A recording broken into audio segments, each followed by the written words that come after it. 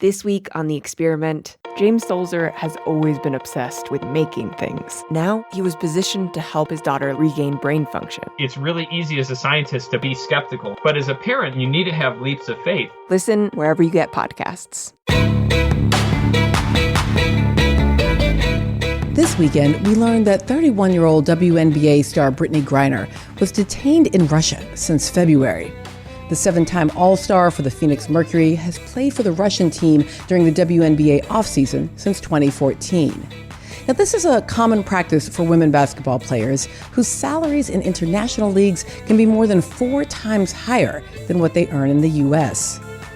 Like so many others, we're going to be keeping our eyes on the outcome of Griner's detention at this tense time.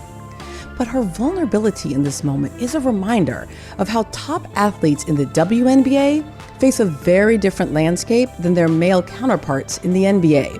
According to a Sports Illustrated report, the New York Liberty were fined $500,000 last year due to a violation of the WNBA League's collective bargaining agreement. They chartered flights for the second half of the season. And why is that a violation? Because it exceeds the permitted compensation to players. That's something. So we wanted to talk with an expert. My name is Howard Megdal. I'm the editor and founder of the Next Women's Basketball Newsroom and the 9 Women's Sports Newsletter.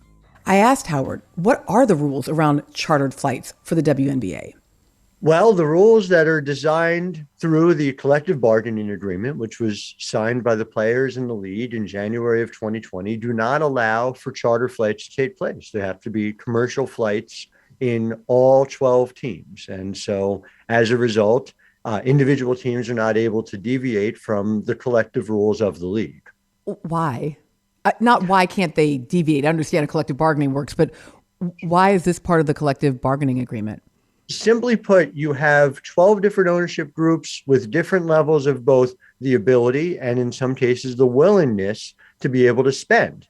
And so the league has to create these rules in such a way that the teams are able to invest at a level they're able to do it. Now, the league can design collective bargaining rules in a way that allow for teams like New York that are willing to spend as much as they want, but that could price some owners out of the league as well. And so, that is the balance. And it's not an easy one that the WNBA has tried to strike with this most recent CBA. All right, one more beat on this. So I get that's really helpful. There's kind of an equity consideration here, which means that even if you have it to spend, right, you're not allowed to spend it. It's this is maybe a bad analogy, but I'm thinking of it here a little bit like there's a cap on how much you can give to a presidential candidate an individual can give, right? Because presumably we don't want only the rich people to be able to influence politics. Of course, it's laughable in certain ways. That it is.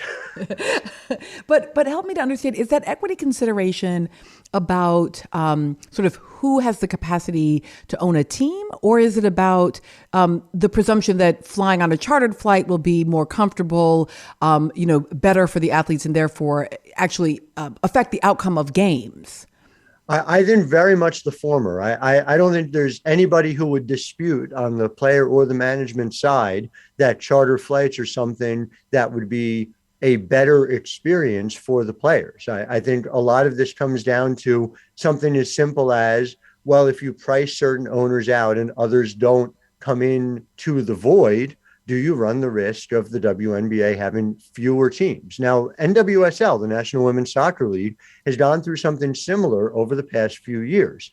They have year by year increased the standards and the minimums required of ownership. Sometimes that's meant owners have sold. Sometimes that's meant owners have stepped up, as is the case right in our market with Gotham FC. But the Boston Breakers are a team that doesn't exist anymore as a result of that. So it is a complicated equation that the league has to figure out. Okay, what is it that happened with the Liberty and their flights? So in late July, the Liberty ran into some real flight problems coming home from a road trip. And ultimately, the team made the decision unilaterally to charter flights, which they then did for the entire second half of the 2021 WNBA season. That they did so, flew in the face of the collective bargaining agreement. It was eventually flagged to the league. And the league responded in mid to late September by essentially threatening them with various different potential consequences to get them to stop. That ultimately led to what was a $500,000 fine against the New York Liberty. People have different opinions, of course, about how much or how little that is, but it was a fine for, and not just charter flights, but several things that went above and beyond what were effectively permissible benefits to be paid to the players without flying in the face of what are these limits that an individual team can spend on its players. And did the flights offer an unfair advantage? Well, that's a very interesting question. They operated in a way that violates the rules.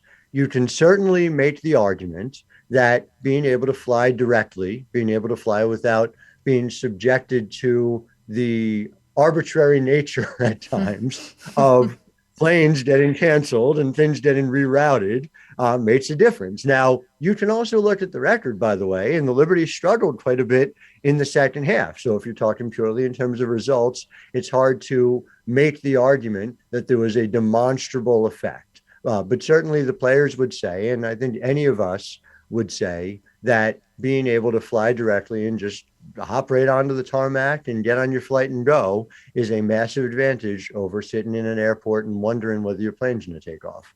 Right. And being able to fly with all the members of your team, not to have to split up over, multiple flights. I mean, there's all kinds of reasons why. And tell me if I'm wrong, does the NBA charter planes for their away games? The NBA charters planes. The NBA has chartered planes. As I understand it, the final team that didn't stopped doing so in 1993. So this has been the norm for the NBA since before the WNBA was in existence.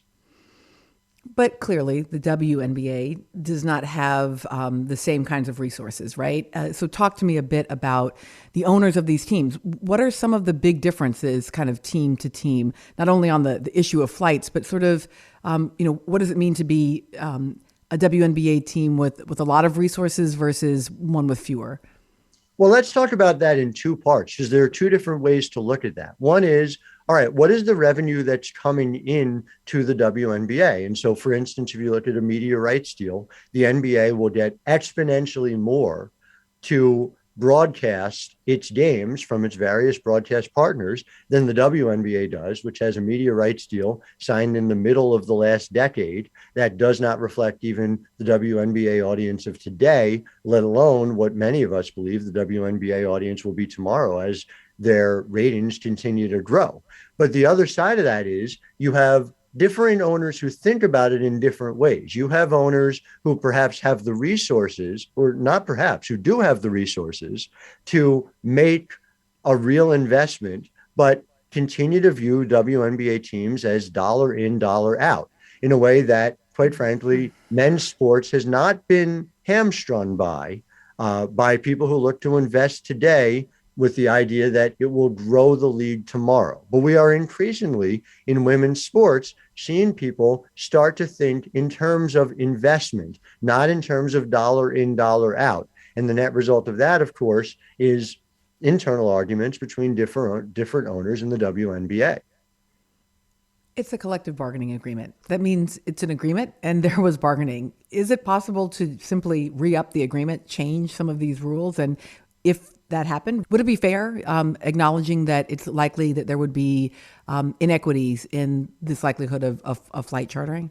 Well, it depends on what you mean. If you have a CBA that lifts the ability of the league to restrict that, there would be inequalities. If you are talking about a scenario in which the league goes to the players and says, look, we know the CBA isn't up until 2027. Would you be okay with it if we chartered flights? The PA is not going to stop them, right? So yeah, I'm feeling like yes. I feel like that's an easy yes.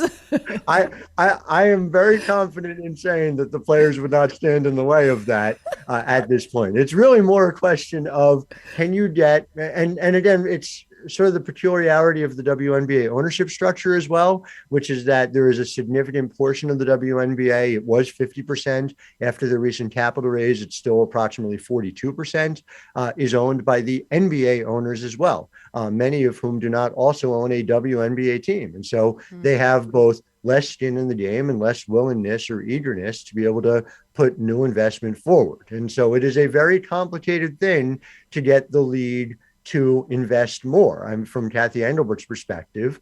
This is a January 2020 agreement that dramatically increased things ranging from the max salary, which went from $119,500 to $215,000 overnight, to even the salary cap of the teams, which went up by approximately 30%. So there have been significant jumps. And that's, by the way, the reason why the players overwhelmingly agreed to this as well. There are people who are critical of the players unfairly, in my view, who say, well, this is what you agreed to, you have to live with it, not understanding that there are A, changing circumstances on the ground, and B, that ultimately labor has to agree to the best deal it can get, not the best deal ultimately for the league long term. I don't think that is a fair criticism at all of the players. But that is the reason why players like Neco, Will McKay, and Sue Bird and Laser Clarendon agreed to that deal, not because they didn't understand the import here, but by simply trying to improve in incremental ways the lives of the players who make this league run every day.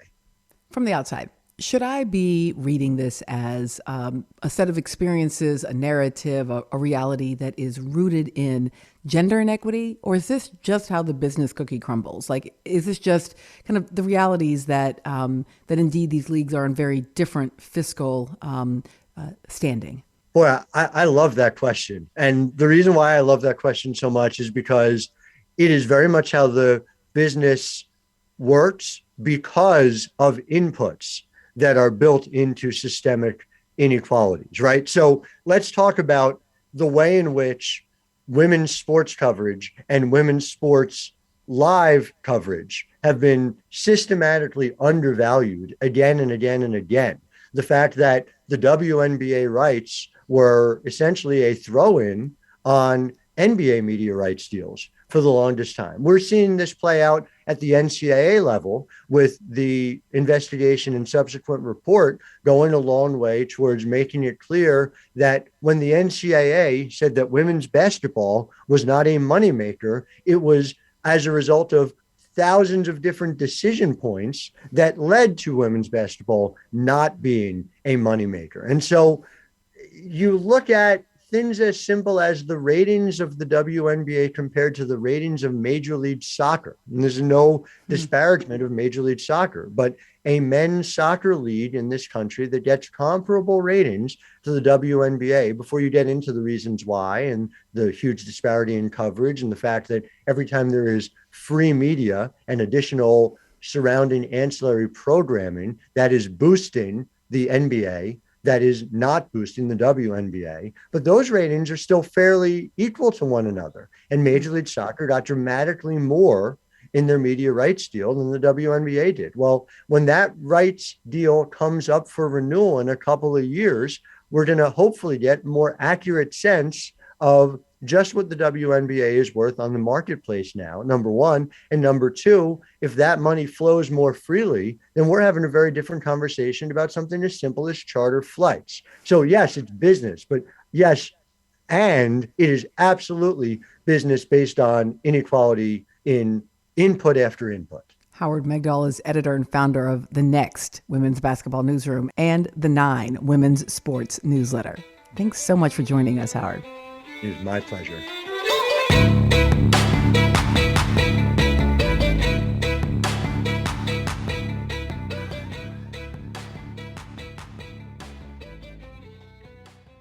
This week on The Experiment, Atlantic editor Dan Engber has spent months with rehab engineer James Sulzer. I went into this to build devices to help people, but I never considered that building devices might not be the answer. Now he tinkers away, trying to help his daughter Livy regain brain function. It's really easy as a scientist to poo-poo everything and be skeptical. But as a parent, you need to have some optimism and you need to have leaps of faith. Listen to The Experiment wherever you get podcasts.